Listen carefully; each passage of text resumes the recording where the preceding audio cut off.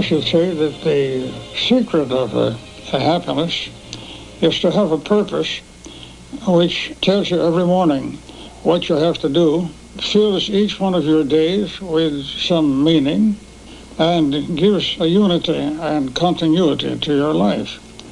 I can't imagine the average person sitting down and saying, I'm going to give 40 years now to doing this particular job. It's very rarely that anybody is in a situation and to say that. What had happened to me. So I can't universalize the formula. I can only say I was mighty lucky to have a purpose that took me 40 years. I'm then lucky enough to have a wife who agreed with the idea and who joined in with it and worked with me day after day, right up to this minute. I don't think I'll have any more babies left in my belly. Maybe Ariel will have a few because she is, 13 years younger than I am. Sweetheart, you know what I think? That you notice the revolution was even more carefully managed. And then, of course, we have the process was carefully indirect. Therefore, carefully, or leave out the second carefully. Suppose I say subtly indirect. Very good. Or subtly managed. Very good. All right. When we first started, after all, the truth isn't anything to be ashamed of. I was myself very young, and therefore at that age wasn't expected to be an educated, mature woman. He really carried out the Aristotelian ideal of marrying somebody so young that you could mold that personage in education to your desires. And his desires were, I think, ever since he was conscious, to write a history of civilization from the point of view of the rounded out cultural contributions to civilization. It's almost half a century when he first got that ideal, and to have been able in 40 or 50 years to have carried it out beyond our wildest dreams, because even in dreams he dreamed modestly. So that he is very thankful, and naturally I am too.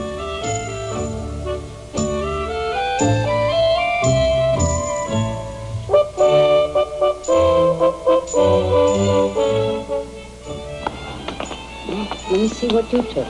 Oh, I see. Oh, well, don't you think we ought to take a few books, say the latest biography of Byron? How about that? There they are. We may have time. We may have time to read them too.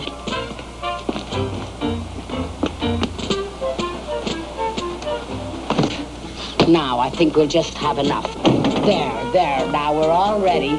We'll just get our coats.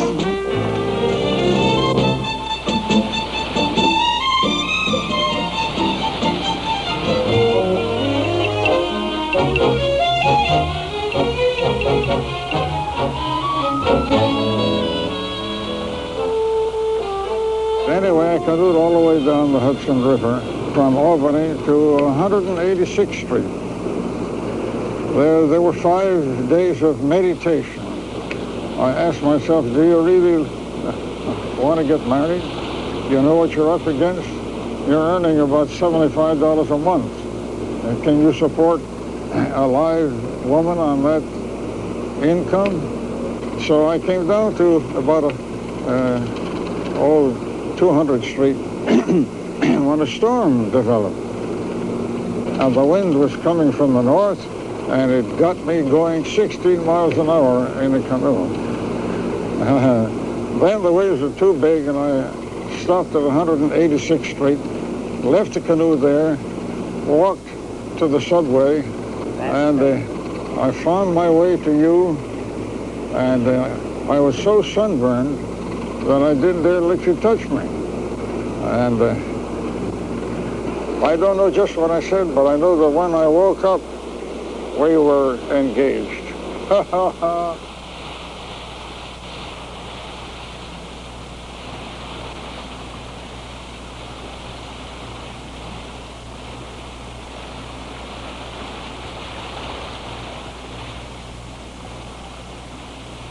If history has any light to shed on this pagan period that we are living in, it tells us that we are in for a Puritan reaction.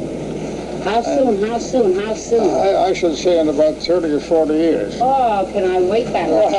I'm tired of making No, you better take advantage of your permissiveness Not now. me. I'm too old to do that. They are flinging pornography into our faces to such an extent that after a while we'll be sick of pornography.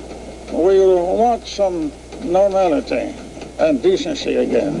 I'm convinced that that will come. Of course, I won't see it. Perhaps I'm enjoying this period a little bit too much. I'm the unregenerate pagan. I suppose it's easier for a Frenchman to be a pagan than most other people. He certainly isn't exactly a Puritan, so he must be No, I don't apologize for my enjoyment of the flesh and the joys of life. All I can say is that France still lives despite the fact that it loves Rabelais. And so I can only say that I wish you were as happy as I am. I wish you enjoyed life as much as I do. And I don't see why I should apologize for it. I haven't killed anybody. I haven't stolen anything since I was a boy. And I've been reasonably faithful to you, don't you think?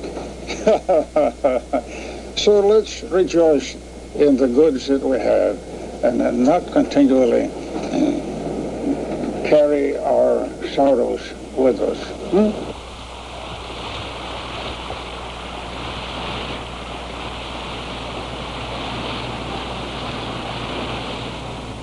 Well, almost all my schooling was from nuns and priests. It's remarkable how I have gone wrong with all that wonderful start.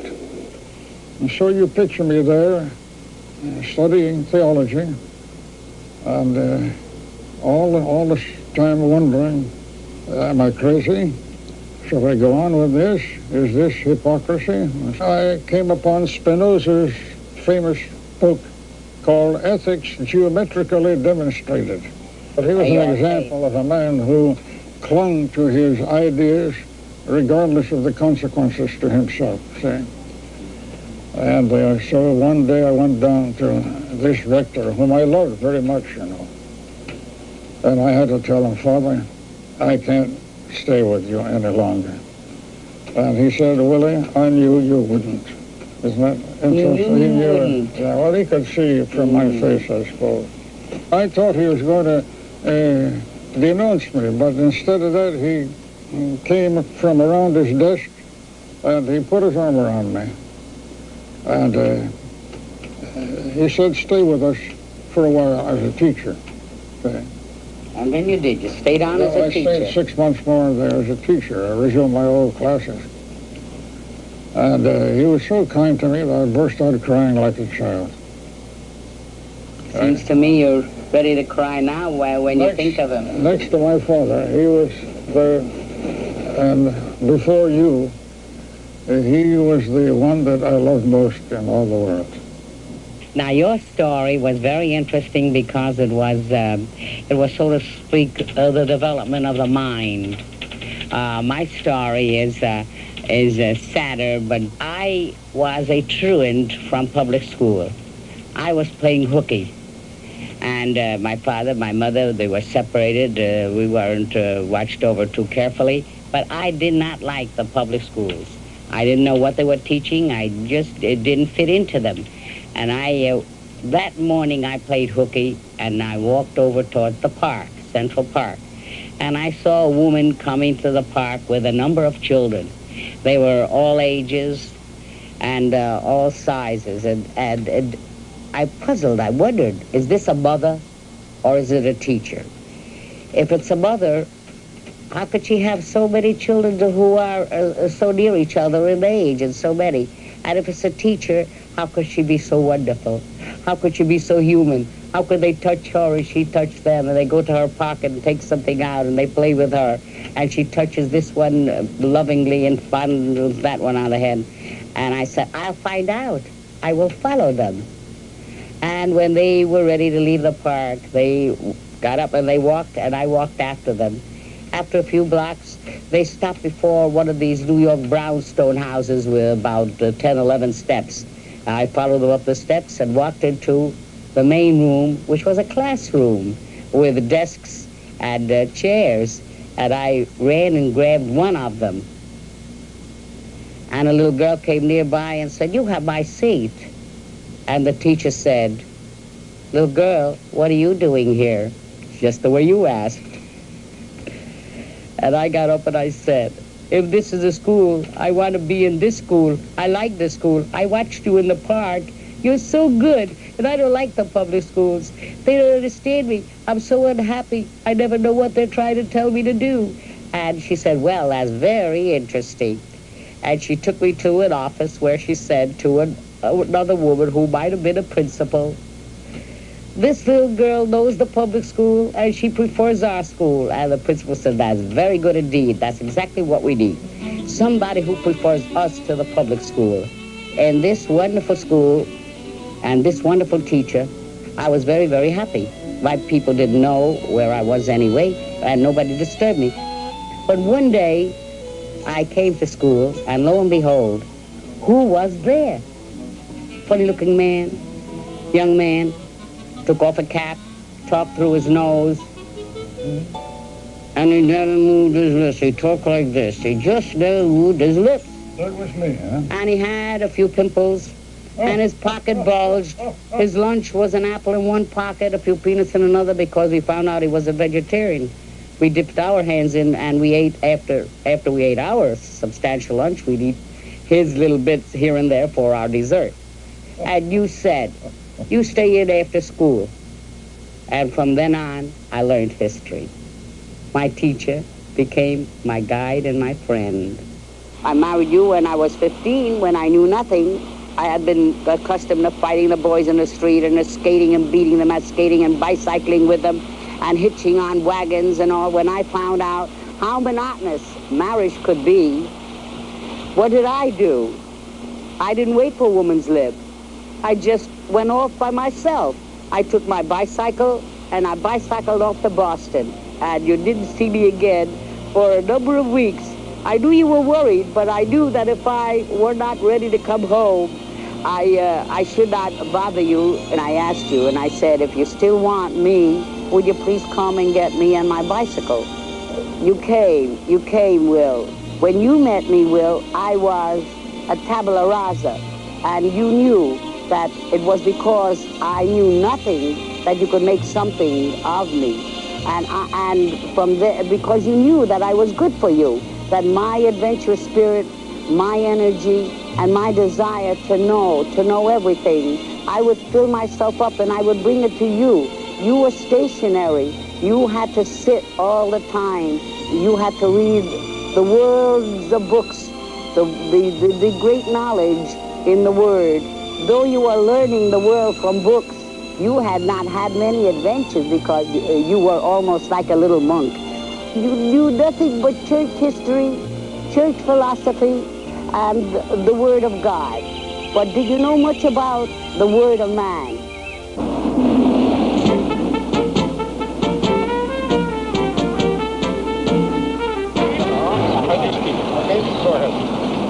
This is very interesting because it was when Napoleon came through here that there was an attempted assassination as he was going out through one of these gates. Look at me as though you were 30, 40, 50 years younger, as you did when you were not surfeited, but still desirous. Well, nobody at the age of 30 knows what love is. And nobody at the age of 40 knows what love is. Nobody at the age of 50. You have to be 86. Do you now know what love is? That's the Mr. David Frost question. What is love? No. You defined it once as mutual consideration permanent. But punctuated by mutual itching. What I mean, is it merely consideration? Is it that? That, I should say, is a deep friendship.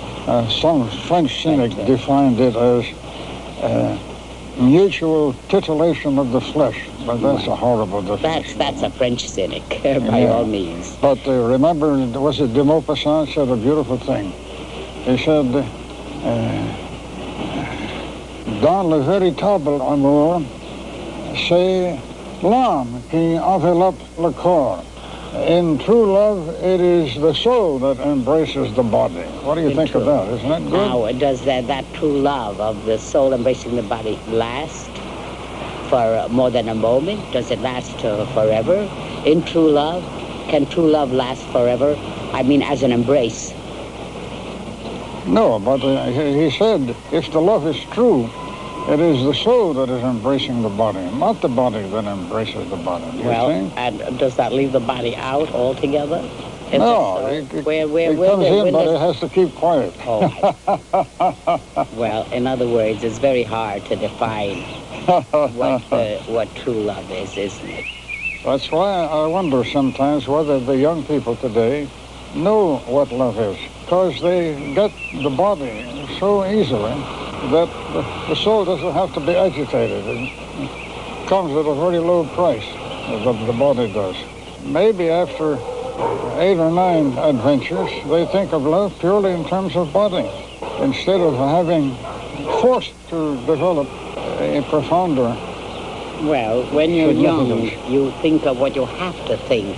We're only talking that way because we have matured to an old age, and we have forgotten that we were young. We weren't so philosophical, so full of wisdom. We too had bodies that were desirous and longing. Oh, we knew much more answers when we were young than we do now. That's right, and that's why we must be a little understanding of the young. In a sense, it may be envy that makes the old always think that the young know nothing while they're young, that they have merely feeling.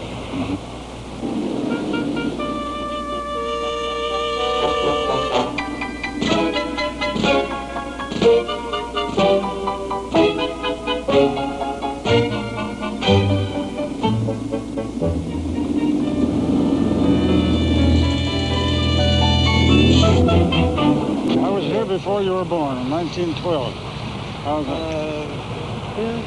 You were still a dream. I was still a dream, I was still a little bit of fluff in someone's eye by then, wasn't I? Yeah.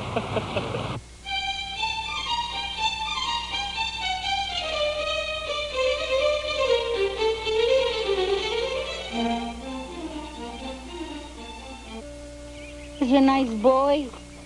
You're a nice doggy. Have you been waiting for us?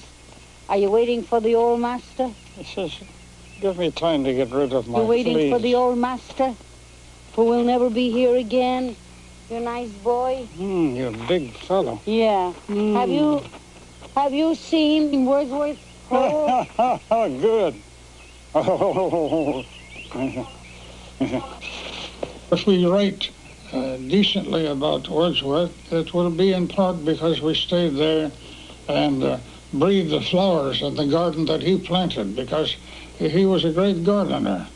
They planted all sorts of flowering shrubs around there for half a mile around. What, is this a dust mask of Wordsworth? I should think so, yeah. No, it's 1850. You can't read that. Could you tell us, Mr. Betts? Mr. Butts, Dr. Butts. Could you tell us, Dr. Betts, look to the left and to the right, the sheer beauty I've got to look at my feet first. Look at these flowers, they're so beautiful. This is the walk where he walked every day and dictated to either his friends. Oh my, the view from here is such... Of immortality. Yes? He said that he had lost his religious faith. Yes. But then he saw a little girl holding a seashell up to her ear. Yes. And listening to the murmur of the seashell.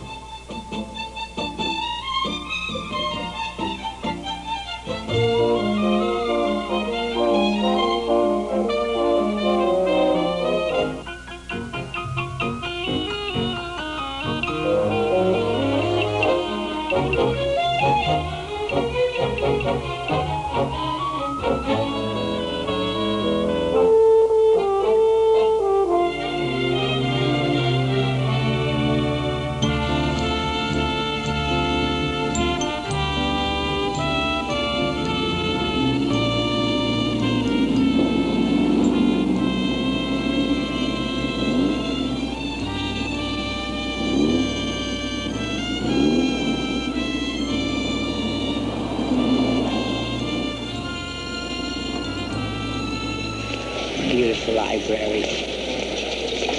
Back to our beginnings in this library.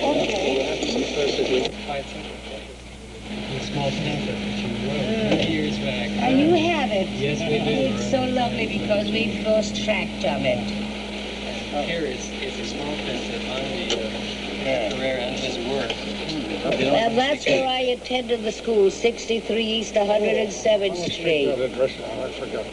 And it's all 5 cents. Oh, yeah. How about that? Yeah. Can I steal this? Certainly. See, that's where it was first. Yeah. 104 East 12th Street, and I wasn't there. 3 East 107. Yeah.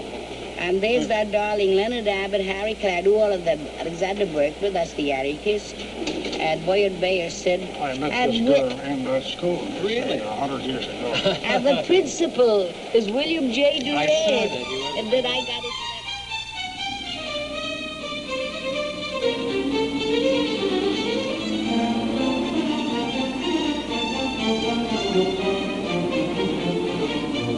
I said once that philosophy is more interesting than science because science deals with problems that can be answered. And philosophy deals with problems that will never be answered.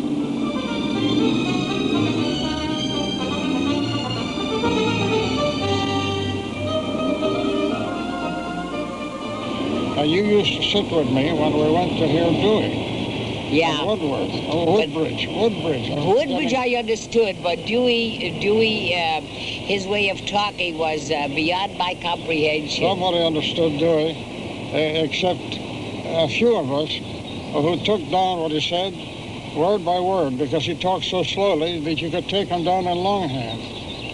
And then when we went back to our rooms, we read what we had written, and it turned out to be full of illumination. Just what it says on the lintel up there. Illuminate tuo videbimus lumen. In your light we shall see light.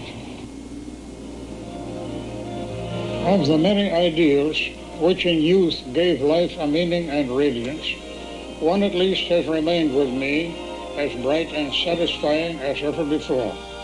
The shameless worship of heroes.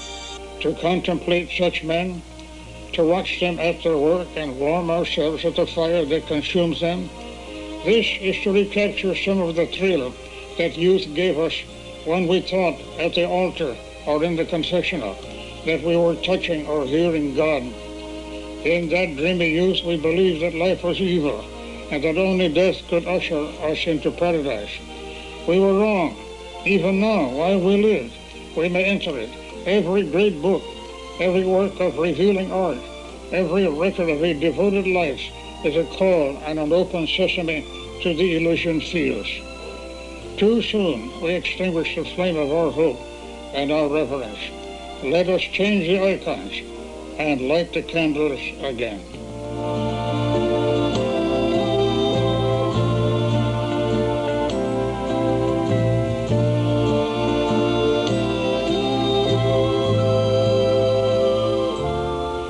Well, I feel 100 times more in love now than I was when we were married. But you always told me you were in love to such a degree that more was impossible. Well, Since when did you catch on the impossible? I'm using Einsteinian mathematics. Oh, well, then I can't fault you because I'm very weak in mathematics. Yeah, we've been very lucky, haven't we? We'll be celebrating If we survive this year, we'll be celebrating our 60th anniversary. You know, I'm enjoying this so much that maybe it shouldn't stop. I've met so many fine people that I've almost lost my faith in the wickedness of mankind. Well, sweetheart, that as a realistic historian, as a man who comprehends history, you're signing your name to quite a statement. Oh, no.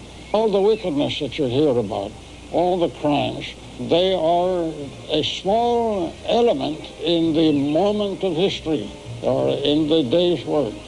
And behind it are 1,000 millions of homes in which men are going out, earning a living for their wives and children.